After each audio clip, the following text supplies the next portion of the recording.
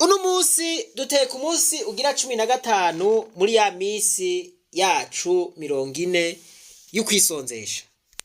Reka dusubire twibukanye ijambo ry'urufatiro.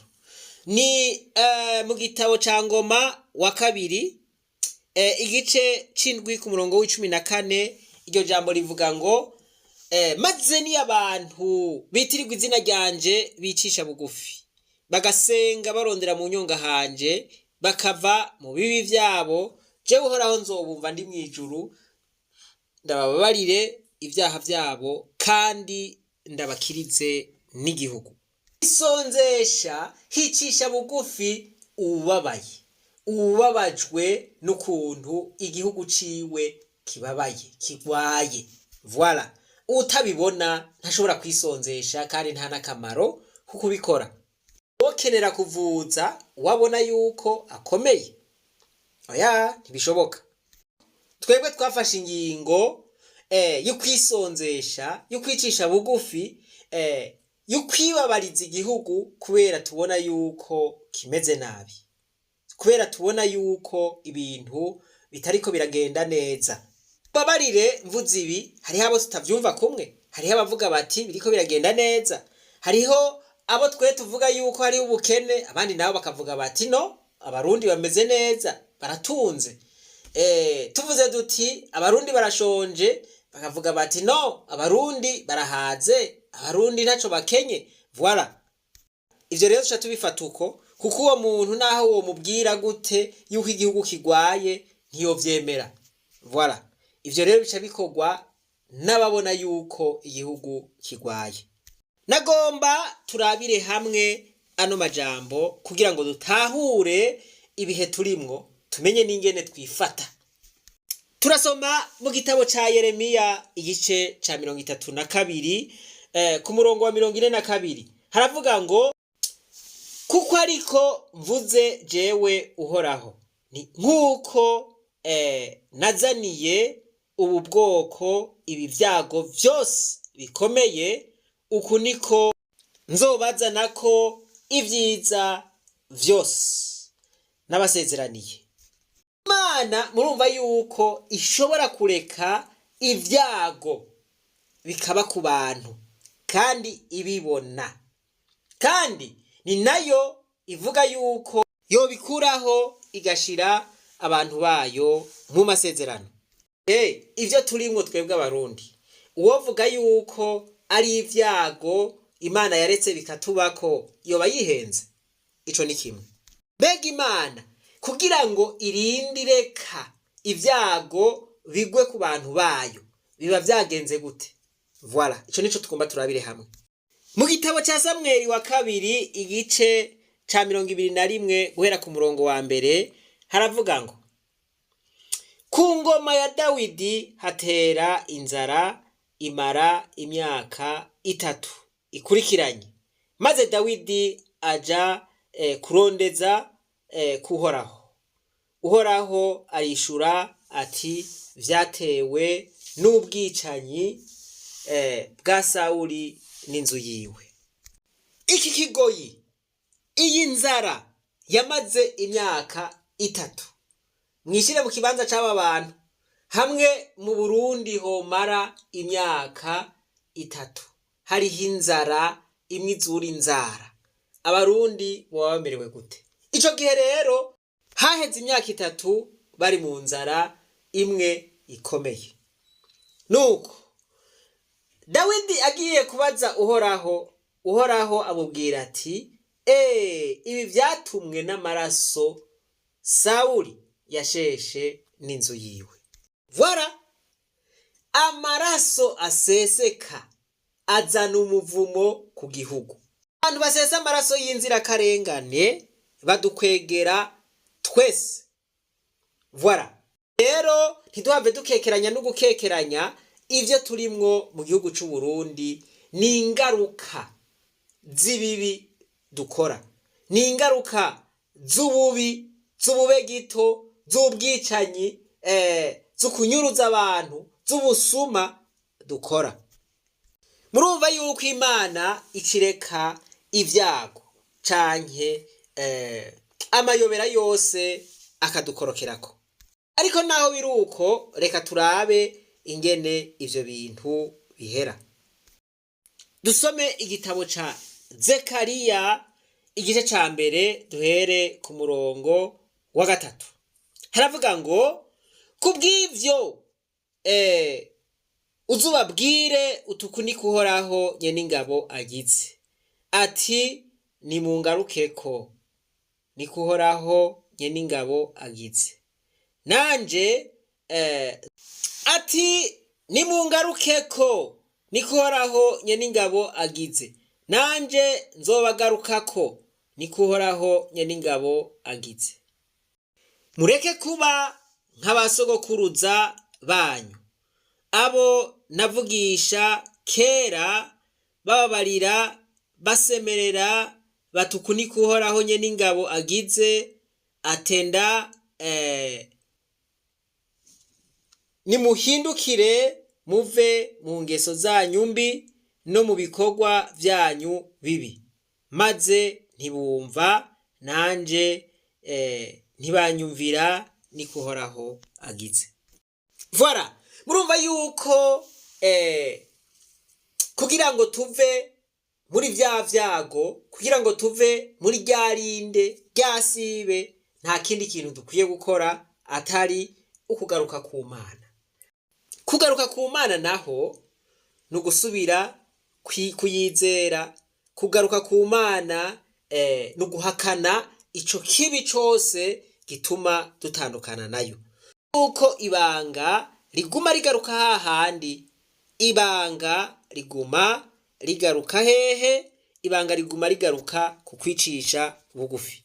Nimumere nk'abasogokuruza babaye intagondwa, babaye abantu bishira hejuru, bakomantaza imitima, banka gukora ijambo ry'Imana ribabwiye. Abo bose bahavuye bamererwa nabi. Tumere nk'abasogokuruza kuko bagamitse amazosi, no kuvuga ngo base kumvira Uhoraho bicishiriza habo. Voilà, ntitumere nkabo rero, ntitumere nk'abakuru bacu, ntitumere nk'abo batwitangiye imbere bahanzwe n'ubube gito, ubwo bube gito babudusige. Ubu rero muratahuye yuko ivyo turimwo ari inkebuzo y'Imana. Ibi vyago turimwo nivyo Imana yaretse biradushikako, kandi turafise n'amasezerano yuko Imana ishobora kudushikana ku yindi ntambwe. Ubu bwicanyi, aba bantu b'inzira karengane birirwa barapfa ku munsi ku munsi, ubusuma, akarenganyo, ugutoteza abandi, ububeshi, ubugizi bwa nabi butandukanye, ivyo vyose n'amagorwa, ivyo vyose ni ivyago Imana yaretse biza ku Burundi kugira ngo irabe yuko twokwicisha bugufi. Kwicisha bugufi bitekeyemwo ibintu vyinshi. Nuko rero ndashimiye cane abantu twatanguranye urugendo, ndashimiye cane abantu baduhambirije aho tugeze mu rugendo rw'amahoro, kandi ndanezerwa cane numvise ko hari abantu discipline twihaye bayifashe nkama. Kutagendera mu miduga ya transport, kutagendera ku mamoto, kutagendera mu matukutuku, kwigira n'amaguru. Umuntu akagenda arakubita igisabisho, amedita, akagenda arasoma ishapure umugenda. Voilà, ako kakaba ari n'agasiporo. Voilà, mugabo ivyo akabikora azi ihangiro twifuza gushikako. Uze yuko umuntu ari mu rugendo atosubira kunywa ibinyobwa vyose vya Brarudi canke ibiva hanze y'igihugu. Twaravuze yuko ata muntu yogenda mw'isoko kugura impuzu canke ibirato n'ibindi bintu bijanye amasheneti, imisipi, inkofero n'utundi tuntu twinshi tutiriwe turadondagura. Twaravuze yuko atawoja mu maboîte de nuit, twaravuze yuko atawoja mu myidagaduro bimwe vy'amakonsere canke mu nkino, voilà, kutagira mu miduga, voilà. Ivyo vyose n'ibindi turiwe turadondagura twabishize mu mugwi ukwisonzesha, ukwibabaza, voilà, ukwibabaza ivyo bintu dusanzwe dukunda. Ca kimazi twavuga yuko umuntu wese akunda igihugu c'u Burundi abwirizwa kwitangako, uwo muntu akagenda arazirikana kw'ijambo ry'Imana, akagenda ariyumvira vyimbitse, voilà. Twasenga vy'ukuri tukicisha bugufi tukava mu kabi kacu, Imana izotwumvira imwijuru, ikize ibicumuro vyacu kandi idukirize n'igihugu cacu. Tugiye kubashimira rero cane mwebwe mwese mwumvise aka kamo mukaba mwifatanije natwe, duhuje umutima n'inama, nta kintu na kimwe kitoshoboka. Akarifti murazi ko karyoshe, n'uwo guha lifti umubwira uti merci, ungize neza vraiment, mugabo reka ngene n'amaguru ntaco.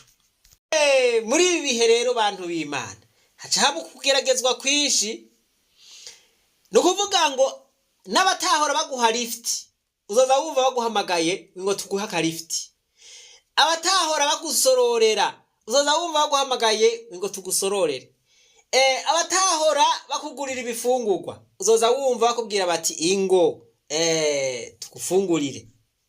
Muze mubashimire muvuge muti murakoze cane, mwakoze kutwiyumvirako, ariko muratubabarira, tuzosangira no hanyuma. Kandi wewe uri mu rugendo rw'amahoro ntuhave wiyumvira ko ari wewe wenyene, hari abantu benshi bari mu rugendo rw'amahoro. Turifuza ko baba benshi cane gusumba ubu, bakaza barongerekana ku munsi. Kubabaza abandi twavuze duti oya, reka twebwe twibabaze kubw'igihugu cacu. Ijambo ry'Imana muri Yoweri igice ca 2 ku murongo w'12 haravuga ngo enda naho bigeze iyo, voilà, ibiki bigeze iyo, voilà, naho ivyago biriko birabakubita ku mutwe, naho ibintu vyayangaye, enda nimungarukeko, niko Uhoraho agize, nimungarukeko n'imitima yanyu yose, mwisonzesha, murira, muboroga, voilà, mwisonzesha, murira, muboroga. Muce mwiyumvira wowe urisonzesheje mu mutima wawe, ugenda uraririra Imana, urababaye, uri kuringinga Imana uti Mana kiza Uburundi bwacu, Mana tabara, tabara, Mana tabara, uririra igihugu.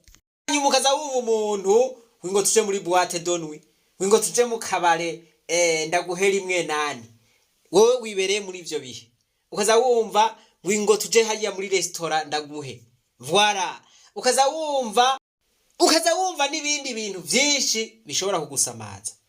Mube magabo rero kugira ngo ivyo bisamaza vyose muvyirinde. Abantu muri mu nzego zitandukanye, abasirikare, abapolisi, mu rugendo rw'amahoro, ndizera neza yuko murimwo, nimba mutararuja mu rugendo rw'amahoro, tangure ibi vyose turiko turavuga, turiko turadondagura, iyi discipline twavuze, namwe nyene mwoyijamwo. Savye mbere ko babasirikare bari muri Kongo wo kwifatanya natwe, turasavye ko imiryango yabo yo kwifatanya natwe, turasavye ko babasirikare bari mwibohero bo kwifatanya natwe, turasavye ko imiryango yabo yo kwifatanya natwe. Abantu bose babona akarenganyo bakifuza yuko kohera, nta handi bishobora guherera atari imbere y'Uhoraho. Reka turirire Imana yacu, izotuma bikunda. Kandi ntitwosenga gusa, dutegerezwa kugirana ya discipline. Senga ni kwiza, mugabo n'ibikorwa birakenewe. ba Mariteretere Kingi bari guhava basenga gusa, mugabo barasenze bongera barakora. Ba Gandi uko nyene niko nababwiye. Imana yagomvye gukomvomvora Sodomu na Gomora, ibaza Burahimu iti, mbe Burahamu, aha hantu higisagara jewe ngomba kugikurayo, noshobora kuronkayo n'abagororotsi na bangahe? Burahamu abwira Uhoraho ati, none hamwe hoboneka abagororotsi 40 ntiwohareka? Imana iti nohareka. Ati hamwe hoboneka abagororotsi 30 ntiwohareka? Imana iti nohareka. Ati hamwe hoboneka abagororotsi 10 ntiwobareka? Imana iti jewe nohareka. Twe hamwe hoboneka abagororotsi bangahe Imana yokiza igihugu c'u Burundi.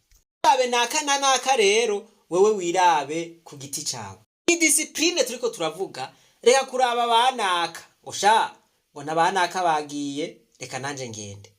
Oya, reka kuraba naka ngo yanga urumva ngo je sinoja mu rugendo jenyene ngo nabandi ntibariyo. Irabe ku giti ciwawe, ubu mwizigirwa muri ibi bintu twadondaguye ubikore, hanyuma naka nawe azobikora, naka abikore, naka abikore, dusange turiko tubikora twese.